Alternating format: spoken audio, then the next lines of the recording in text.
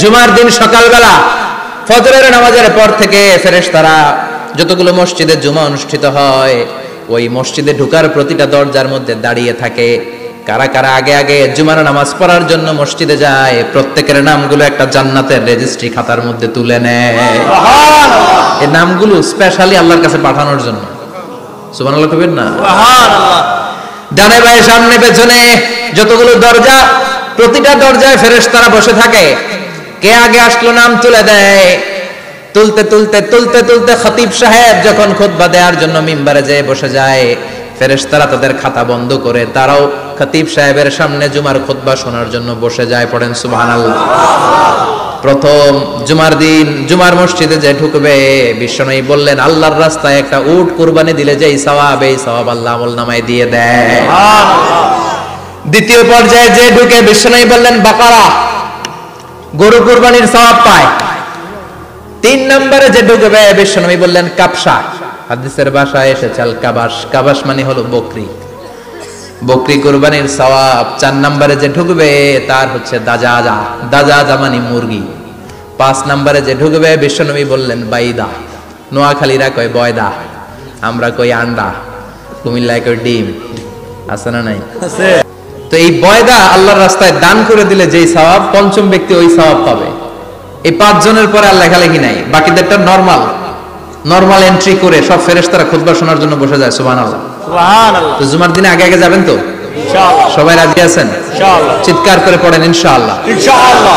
তার মানে আদম সৃষ্টি হলো জুমার দিনে, দুনিয়ায় নামিয়ে দেয়া হলো জুমার দিনে, তওবা কবুল করে নেওয়া হলো জুমার দিনে, রূহ কবজ করা হলো জুমার দিনে, আবার কিয়ামত সংগঠিত হবে জুমার দিনে। পড়েন সুবহানাল্লাহ, সুবহানাল্লাহ। আবার বিশ্বনবী বললেন আর রমাদান ইলা রমাদান, এক রমজান থেকে আরেক রমজানের মাঝখানে যত গুনাহ হয় মাফ করে কে? আল্লাহ। তারপরে বিশ্বনবী বললেন আল উমরাতু ইলাল উমরা, কেউ যদি একবার উমরা করে পরে আবার করলে দুই উমরার মাঝখানে গুনাহগুলো মাফ করে দেয় কে? আল্লাহ। আবার বিশ্বনবী বললেন আল জুমাআতু ইলাল জুমআ কাফারাতুন লিমা বাইনাহুমা, এক জুমার পর থেকে সামনের জুমা আসা পর্যন্ত যে সগীরা গুনাহগুলো হয় সবগুলো সগীরা গুনাহ মাফ করে দেয় কে? তার মানে জুমার দিন গুনাহ মাফের দিন। সারা সপ্তাহে ভুল ত্রুটি অন্যায় যা করলাম জুমার নামাজের বদৌলতে সব গুনাহ মাফ করে দেয় কে? আল্লাহ। এই দামি দিনটাকে আল্লাহ ইহুদিদের দিতে চেয়েছিলেন, পায় নাই। আলহামদুলিল্লাহ কইবেন না? আলহামদুলিল্লাহ। ইখতিলাফু, তারা ইখতিলাফ করে হারাইছে এটা। এই দামি দিনটা রব্বুল আলামিন নাসারাদেরকে দিতে চেয়েছিলেন, ফাখতালাফু, ওরাও ইখতিলাফ করে হারাইছে। এজন্য ইখতিলাফ ভালো জিনিস না খারাপ জিনিস? মারামারি ভালো জিনিস না খারাপ জিনিস? আর ঐক্য করা ভালো জিনিস না খারাপ জিনিস? ঐক্য করতে রাজি আছেন? ইহুদিদেরকে আল্লাহ দিতে চাইলেন, ইখতিলাফ করে হারাইছে। নাসারারাও হারাইছে। ফাজা আল্লাহু বিনা ফাহাদানা বিহাদা দ্বীন, রব্বুল আলামিন এই দিনটা আমাদেরকে দিলেন, আমরা ইখতিলাফ করি নাই, বিশ্বনবীর হাতে হাত রেখে ঐক্য করে ঘোষণা দিয়েছি জুমার দিন আমাদের সাপ্তাহিক দিন। সুবহানাল্লাহ, সুবহানাল্লাহ। বিশ্বনবী বলেন ফাগাদান লিল ইয়াহুদ, সাপ্তাহিক আনন্দের দিন ইহুদিদের জন্য হচ্ছে শনিবার, ইয়ামুস সাbt, ও বা'দা গাদলিন নাসারা, আর খ্রিস্টানদের জন্য হচ্ছে রবিবার, আর আমাদের জন্য হচ্ছে শুক্রবার। চিল্লায় পড়েন আল্লাহু আকবার। তার মানে জুমার দিন জুমাবারের মর্যাদা বেশি না কম? বেশি। চিল্লায় বলেন বেশি না কম? বেশি। আলহামদুলিল্লাহ আমরা এই জুমার দিনটাকে রাষ্ট্রীয় ছুটির দিন হিসেবে পেয়েছি, পাইছি না? 1984 সালে হুসাইন মোহাম্মদ এরশাদ সাহেব এই ভালো কাজ করছিলেন। উনি সব করছে জীবনে, স্বৈরাচারীও করছে, ভালো কাজও করছে। ঠিক। তো খারাপটা আর আমরা না বলি, যেটা ভালো এটাই বলি। ঠিক। উনার কারণে আজ অবধি এই 84 থেকে আজ 34 বছর বাংলাদেশের রাষ্ট্রীয়ভাবে সাপ্তাহিক ছুটির দিন কোনটা? শুক্রবার। আলহামদুলিল্লাহ কইবেন না? আলহামদুলিল্লাহ। এই উসিলায় আল্লাহ ওনারে মাফ করুক। আমিন। পৃথিবীর অনেক দেশে কিন্তু শুক্রবার ছুটির দিন না। আমি বছরের বেশিরভাগ সময় মালয়েশিয়াতে থাকি, মালয়েশিয়ার সাপ্তাহিক ছুটির দিন রবিবার। খ্রিস্টানদের সাথে অনেক বিজনেস তাদের মেনটেন করতে হয়, তো তারা যদি শুক্রবারে ছুটির দিন করে তাহলে সপ্তাহে 2 দিন ব্যবসা বাণিজ্য কাটা পড়ে যায়। নিজেদের কারণে শুক্রবার বন্ধ, যাদের সাথে বিজনেস ওদের কারণে রবিবার বন্ধ। আমরা আলহামদুলিল্লাহ আল্লাহর দয়ায় পবিত্র দিনটাতে পেয়েছি জুমাবার। আলহামদুলিল্লাহ পড়েন আলহামদুলিল্লাহ। এজন্য বিশ্বনবী বললেন খবরদার এদিনের নামাজ মিস করো না।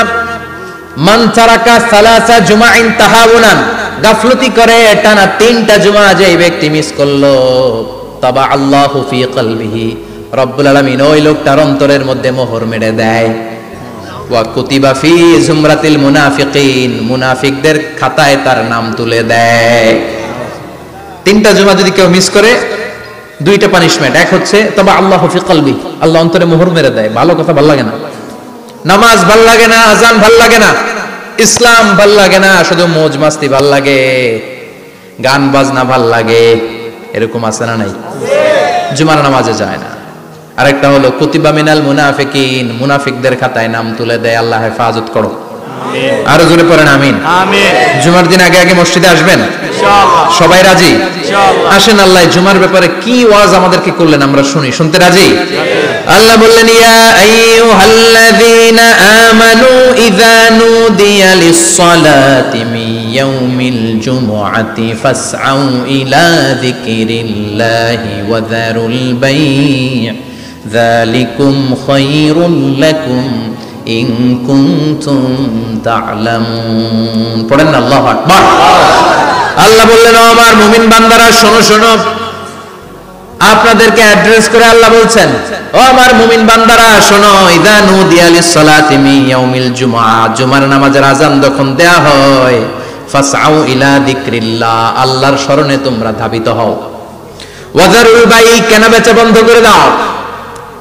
যালিকুম খায়রুল লাকুম ইন কুনতুম তা'লামুন, এটাই তোমাদের জন্য কল্যাণ যদি তোমরা বুঝতে পারো।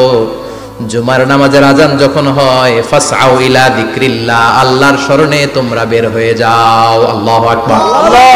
ফাসআউ ইলা যিকরিল্লাহ ইযা নুদিয়া লিস-সালামি ইয়াউমিল জুমআ, জুমার নামাজের আযান যখন দেয়া হয় বের হয়ে যাও, তখন কোনো কাজ রাখা যাবে না। এই আযান দ্বারা উদ্দেশ্য হচ্ছে খতিব সাহেব খুতবা দেওয়ার জন্য মিম্বারে বসলে যে আযানটা দেয়া হয়, এই আযান। কথা বুঝতে পেরেছেন? কিন্তু দুর্ভাগ্যজনক হলে সত্য, আমাদের বাংলাদেশে এই আযানটা কেন যেন মুয়াজ্জিন ভাইরা ইমাম সাহেবের সামনে এসে আস্তে আস্তে দেয়, ছোট ছোট করে ইমাম সাহেবের মুখের উপরে দেয়, মাইকে দেয় না। এটা পাইছে কই? এটা যে কোত্থেকে ঢুকছে এক আল্লাহই ভালো জানে।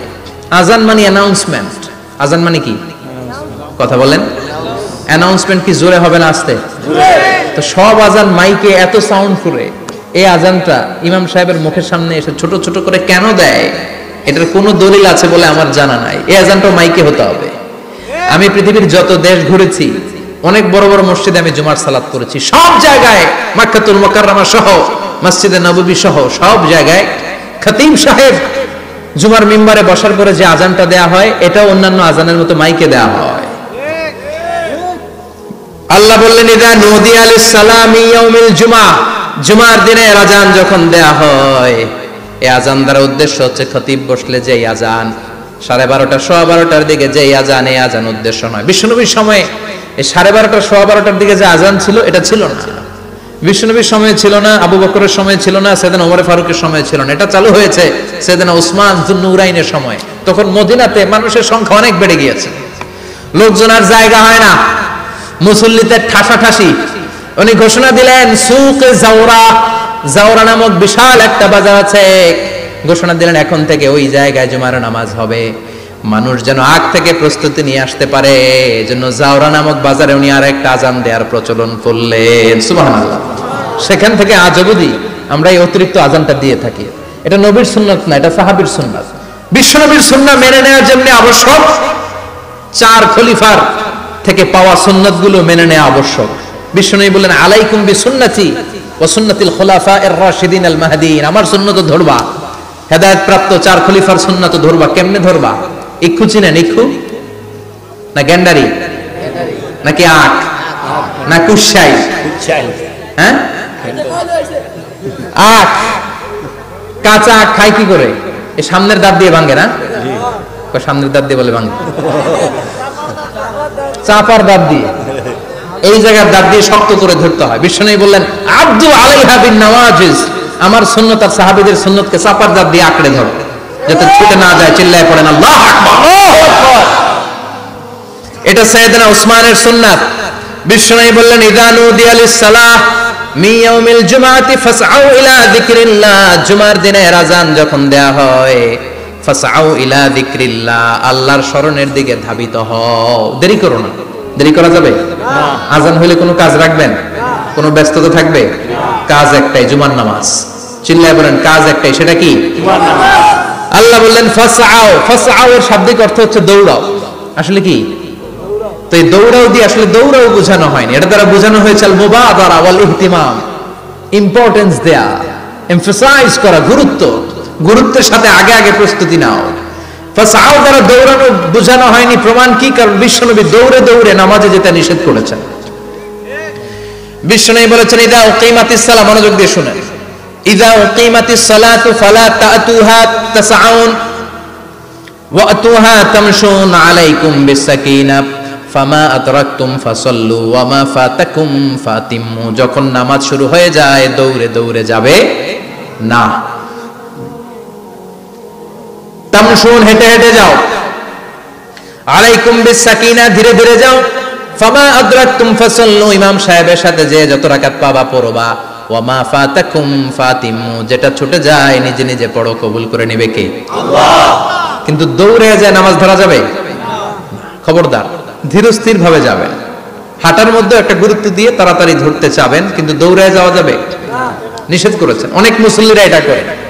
ধরেন মাগরিবের নামাজ, ওযুখানাতে মুসল্লিরা ওযু করতেছে, ইমাম সাহেব নামাজ শুরু করেছেন আল কারিআতু মাল কারিআ ওয়া মা আদরাকা মাল কারিআ, মুখস্থ আছে না সবার? মুসল্লি মনে করতেছে ওযু হইছে আমার অর্ধেক, এখন যদি তাড়াতাড়ি ওযু না করে দৌড় না দেই রাকাত পাওয়া যাবে? রাকাত পাওয়ার জন্য দিছে দৌড়। মসজিদে হচ্ছে টাইলসের মসজিদ, পিছলায় পয়রা মুসল্লি একদিকে, লুঙ্গি আরেকদিকে। আছে না নাই? আমার কাছে খবর আছে এরকম পা ভাঙছে অনেকের। রাকাত ধরার জন্য মুসল্লি তাড়াহুড়ো করে দিছে দৌড়, মুসল্লি একদিকে লুঙ্গি, ঠ্যাং ভাঙা শেষ, এখন ল্যাংড়া। বিশ্বনবীর কথা মানে নাই, ওটারে ল্যাংড়া বানাইছে কে? আল্লাহ। এজন্য বিশ্বনবী বললেন খবরদার দৌড়ে যাবে না, একামত হয়ে গেলে ধীরস্থির ভাবে যাও। কেননা দৌড়ে দৌড়ে আপনি কার দরবারে যাবেন? উনি তো সব রাজার বড় রাজা, মহারাজা। মহারাজার দরবারে তাড়াহুড়ো করা যায় নাকি? না। ফিট হয়ে কাপড় চোপড় পরে আতর টাতর মেখে ধীরস্থির ভাবে যাবেন। দৌড়ে গেলে আপনার হার্টবিট বেড়ে যাবে, আপনার ব্রেথ ইন ব্রেথ আউট, শ্বাস প্রশ্বাস বেড়ে যাবে। তো হাঁপানির চোটে তো আপনি হাঁপাতে থাকবেন। আপনি তাহিয়া পড়বেন কখন, তাসবিহ পড়বেন কখন, আল্লাহর প্রশংসা করবেন কখন? চিল্লা এখন ঠিক কিনা? এজন্য আল্লাহ বললেন ফাসআউ ইলা যিকরিল্লাহ, জুমার নামাজের আযান যখন হয়ে যায় তোমরা আল্লাহর জিকিরের দিকে ধাবিত হও। যিকরিল্লাহ, আল্লাহর স্মরণ। জিকির মানে কি? আল্লাহর স্মরণ। কিন্তু এই জিকির দ্বারা এই আয়াতের উদ্দেশ্য হচ্ছে আল খুতবাতাইন, জুমার দুই খুতবা। জুমার জিকিরের অনেক অর্থ আছে। জিকির মানে সালাত, জিকির মানে কোরআন, জিকির মানে ওয়াজ, জিকির মানে সম্মান। আবার জিকির মানে জুমার দুই খুতবা। আবার জিকির মানে সুবহানাল্লাহ, আলহামদুলিল্লাহ, লা ইলাহা ইল্লাল্লাহ, সুবহানাল্লাহ, আলহামদুলিল্লাহ, লা ইলাহা ইল্লাল্লাহ, লা ইলাহা ইল্লাল্লাহু মুহাম্মাদুর রাসূলুল্লাহ সাল্লাল্লাহু। এটাও জিকির। সুবহানাল্লাহ, আলহামদুলিল্লাহ, আল্লাহু আকবার, এই তিন জিকিরের চেয়ে শ্রেষ্ঠ কোন জিকির আছে? কথা কন। বিশ্বনবী প্রত্যেক ফরজ নামাজের পরে সুবহানাল্লাহ 33 বার, আলহামদুলিল্লাহ 33 বার, আল্লাহু আকবার 34 বার পড়তেন। রাজি আছেন? সবাই পড়তে রাজি আছেন? ইনশাআল্লাহ। লাফালাফি করবেন না তো? ঘাড় বাঁকা করবেন না তো? হুই হুই করে চিল্লাফাল্লা করা যাবে? জিকিরের মধ্যে সৌন্দর্য আছে না নাই? আল্লাহ নিজেও সুন্দর, আল্লাহর কাছে যেটা আমরা পেশ করব সবটাই সুন্দরভাবে পেশ করতে হয়। চিল্লা এখন ঠিক কিনা? তার মানে জিকিরের অনেক অর্থ। জিকিরের এক অর্থ হলো কোরআন।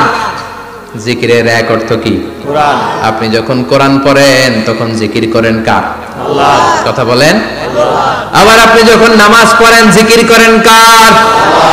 আবার আপনি যখন লা ইলাহা ইল্লাল্লাহ এটা পড়েন জিকির করেন কার? আল্লাহ। ঝিনুকের ভেতর লুকিয়ে থাকে যেমন মতি, ঝিনুকের ভেতর লুকিয়ে থাকে যেমন মতি, কালমা শাহাদাতে আছে আল্লাহর জ্যোতি, কালমা শাহাদাতে আছে আল্লাহর জ্যোতি।